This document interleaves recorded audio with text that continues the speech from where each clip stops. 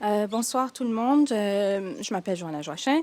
Je vais commencer en vous indiquant que je vais présenter en anglais, vu que c'est la langue dans laquelle j'opère principalement à Concordia. Mais il me fera un plaisir de vous répondre et de discuter avec vous dans la langue de votre choix. Donc, ma présentation, essentiellement, pour vous donner un profil un peu de ce que je vais vous présenter en anglais, c'est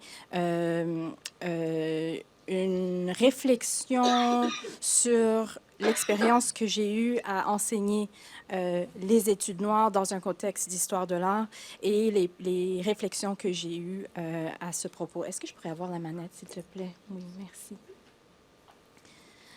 Donc, je me lance. My paper is titled Approaches, Note, Strategies, Note, Experiments in Teaching Black Studies in Art History. Having been tasked with teaching Black Studies and Social Justice, quote unquote, in the Faculty of Fine Arts at Concordia since 2022, I will be presenting to you kind of a postmortem, but more of a rumination on my course entitled Art History and Black Studies in Dear Science and Other Stories. Following Catherine McKittrick's recent publication, the course was an experiment in developing ways of showing how we know that Black creative texts, quote unquote, do things, and what those things are. And this I'm borrowing from McKittrick herself. I will map the ongoing process of trying to carve out a space and apply or work through Black studies methodologies and lessons within the context of art history. When I was hired to teach Black Studies and Social Justice specifically, this meant several challenges would have to be addressed. And some of the questions that I asked myself from the onset was, how do you even do Black Studies in art history, first and foremost? What might this look like in Canada specifically? And what are the stakes of teaching Black Studies to non-Black students? And of course, what are the stakes of teaching Black Studies to Black students themselves? So the course description considered some theories related to Black visual art in Canada and elsewhere. I also spent time discussing and examining how those theories could be used and analyzed to analyze Black visualities and aesthetics. And I also wanted to consider how to engage critically and rigorously with the work of Black artists from across the globe. Centering Catherine McKittrick's book, Dear Science and Other Stories, as the sort of continuous thread throughout the course, we investigated the conception of Black creative texts and similar approaches to reading Black cultural production. Through discussions about notions like critical fabulation, unpayable debts, Black gaze, and Black livingness, for example, we reflected on how theories pulled from larger Black studies could serve to complicate our understandings and analyses of Black visual art specifically. This course also led us to think critically about art history and curatorial practices and Black studies more broadly in the context of Canada as opposed to other parts of the Atlantic world. Some of my objectives for the course was to develop the critical skills to articulate what Black visualities and aesthetics are and how to discuss them in a rigorous and expansive manner. And so we had several discussions about Black studies texts and concepts, including the ones I named earlier today, and applying them to specific case studies. I encourage students to question the lack of critical engagement with Black people's artwork historically, and at the end of the course, students were able to lead and critique key Black studies concepts in a compelling manner. And after taking this course, they were able to develop the critical skills to navigate archival and historical gaps and challenges as they relate to Black life and liberation. So, to give you a sense of how I've structured the course, I thought it would be in the spirit of Catherine McKittrick to come up with a formula for how I structured the course from a week-to-week basis. And so the basic formula was one chapter from the McKittrick book plus a text and or of Black studies and or an art history text, as well as a case study and facilitators. And so each week we had a particular chapter from Dear Science that we were looking at. We also had 1 to 2 texts by Black scholars. So on week 3, for example, we were reading Veve Clark as well as Fred Moten. And then we had a case study. On week 3, we looked at this artwork by Maria Magdalena Campos Pons, Spoken Softly with Mama, which is a multimedia installation that she produced in 1998. And then, of course, we had facilitators every week. And so the peer facilitation was part of the general seminar format. It was really important to me that if we were going to have these conversations and begin to think about how we do this work, that people arrived in the space as they were. And so I began class every week asking people to tell me what they needed that day and where they were at. So if people were overwhelmed or stressed out or hadn't done the reading, this was something that was taken into account so that we could have a generative conversation that sort of maintained a sense of who was in the room and what they were in the room with. For instance, I had a student one week who arrived having had a meltdown at home and thinking that her marriage was ending. That's something that's going to have an impact on how they can present themselves in that space. And so it was important to me that we were able to hold these things together. And so the peer facilitation was a way for me to make sure that students were engaged with the works. And so from week 3 to 9, students worked in pairs to guide class in a close reading of one of the assigned texts accompanying the McKittrick chapter.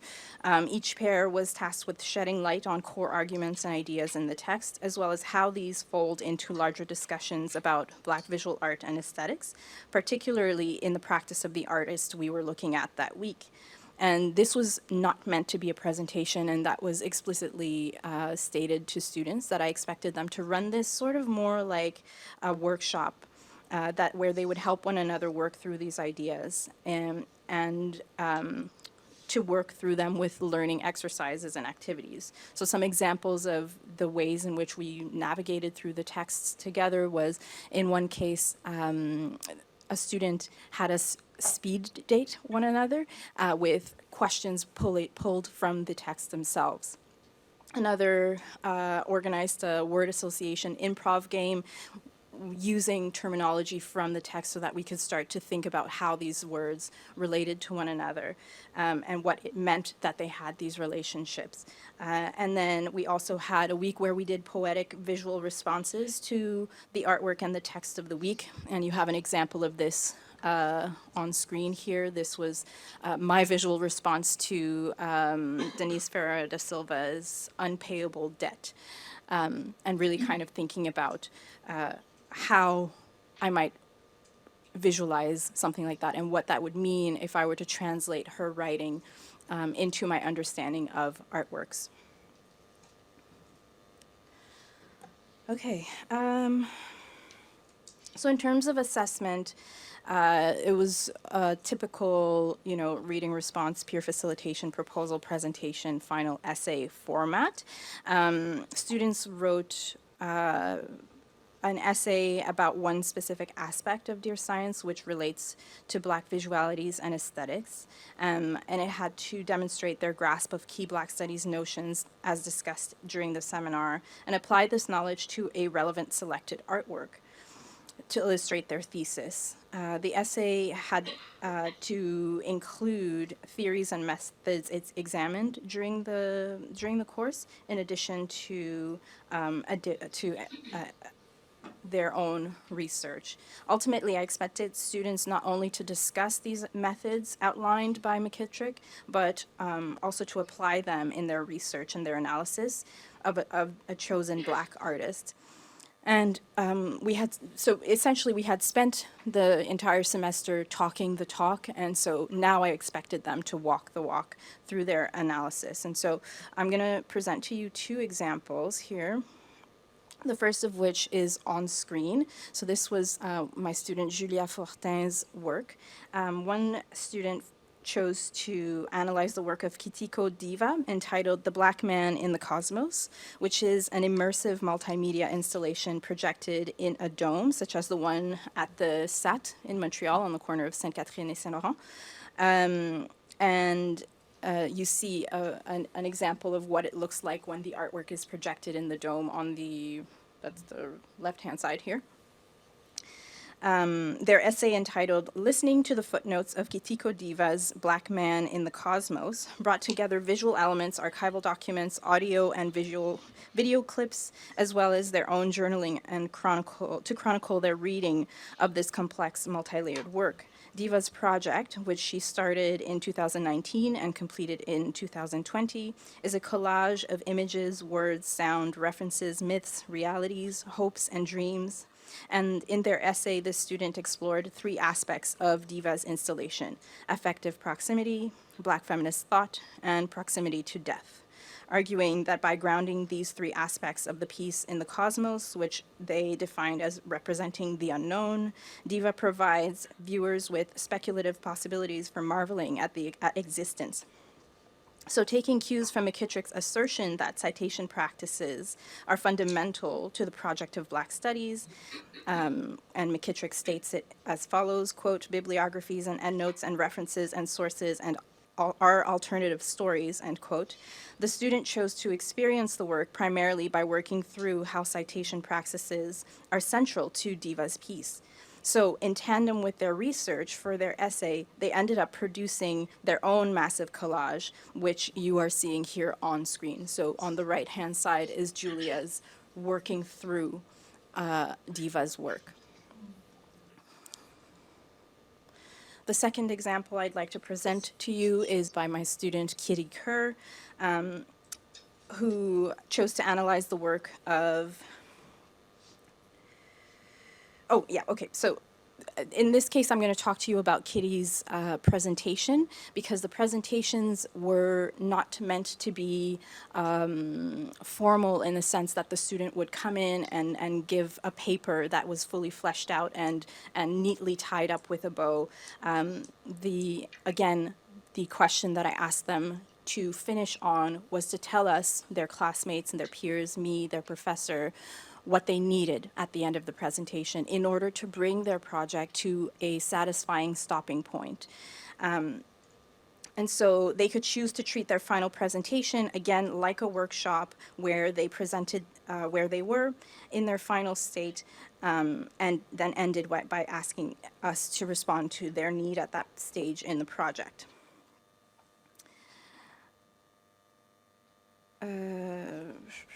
Okay, so Kitty's example here that you see on screen chose to present to use their presentation as a performative site through which they analyzed artist Martine Sims' installation Neural Swamp, which you see the green image here is an installation shot of Neural Swamp. So their essay was entitled, and bear with me here, Swamp Things, Creatures, Entities, Talk, Emerging Networks of Black Livingness Through the Misty Swamp of Algorithms in Martine Sims' Neural Swamp and Catherine McKittrick's Failure, My Head Was Full of Misty Fumes of Doubt, end quote. So with this essay, the student aimed to engage and enact the iterative conditions of becoming, which are central to the two works. So in this case, Martine Sims' immersive, iterative, metamorphosizing exhibition, Neural Swamp, and McKittrick's chapter, which is entitled, again, Failure, My Head Was Full of Misty Fumes of Doubt. Both works, Kitty argued, creatively and conceptually consider the logics and structures that produce algorithms. So in that chapter, Catherine McKittrick is thinking through the inherent anti-Blackness embedded in algorithmic processes, just as a very crude summary of that chapter. That's my parking meter, sorry. I have 10 minutes, that's okay. Okay, so both works are creatively and conceptually consider the logics and structures that produce algorithms and draw from networks of their previous research and articulation. Their work is in dialogue with the spectrum of their own production. Therefore, the student's essay put these iterative works in direct dialogue with one another. And to take it one step further, the student took the structural cues for their work from Neural Swamp itself, which is conceived as a table read between three actors. So a table read, for those of you who are not familiar with film production, is the sort of practice version of a script. And so the actors who are in a film or a video together will gather around a table and literally read the script together. And so that's what Neural Swamp is presenting to you. The three screens that are in the space are three actors who are table reading the script that Sims has written. And so taking cues from this, Kitty Kerr then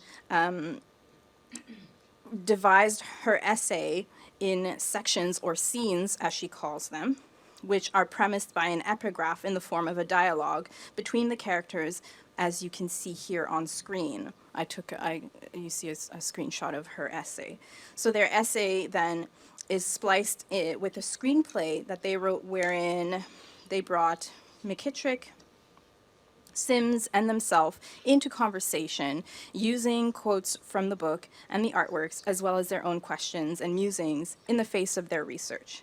So I'm showing you these examples to articulate how students took up the call to apply McKittrick's method making, not only in their discussion of the artworks, but in their very approach to research them. So this format allowed for thoughtful and rigorous discussions of the artworks that went beyond merely assessing them for how they are examples of cultural representations or of Black identity, and rather engages with the core of the artwork and both its formal and conceptual layers, as well as the critical process that artists go through when in producing these works of art. And so this, to me, is an important and crucial aspect of the learning that students in art history need to do, because the issue that I'm constantly sort of grappling with when we talk about art history and Black studies is how do we get away from the impulse, the desire to objectify, fetishize, and reduce these artworks to merely being about identity, because they are often about much more than this and much more complex. And in my milieu, in my discipline, people don't really do that. And so it's important, if I have the possibility and the opportunity to share skills, it's important to me that I do so so that students are equipped to do the work that needs to happen. And so coming back to the questions, I keep thinking about failure as part of the learning process. And to me, failure comes in many forms in this, including students simply not understanding the material or not getting the what's at stake. Students making harmful and violent assumptions, or misappropriating or reducing the concepts being discussed. In a Black Canadian art history, there's a colossal gap in the discourse that many students ended up looking, to the extent that students ended up looking at non-Canadian artworks for many of their projects. And one thing that I came up against, which I expected that I still have to grapple with, is the implications of teaching Black studies and methods to non-Black students. And I'm constantly asking myself, how do I hold space for the differential levels of learning that need to happen simultaneously while still protecting Black studies from getting poached by non-Black students and scholars? And how do I grapple with the looming threat that I perceive and that we've mentioned earlier in terms of these tools, these ideas, these notions being co-opted and retournés sur eux-mêmes, diluted, just as the principles of intersectionality and Black feminism, etc., have been. So in conclusion, in art history, the fact is that there's a dire need for more critically engaged writing and research on Black Canadian artists specifically, and for that writing to be rigorous and not tokenistic. Art history students need a better set of tools in order to do this, and they need methods that do not reproduce colonial and anti-Black violence that continues to mar this discipline. And so this course is my attempt at finding the balance between protecting Black studies from being co-opted while also trying to equip future art historians to do better and to be better able to grapple with Black art and the things that it's doing, to be better able to receive and contend with what creative texts do. And all I can do is to keep trying. So thank you.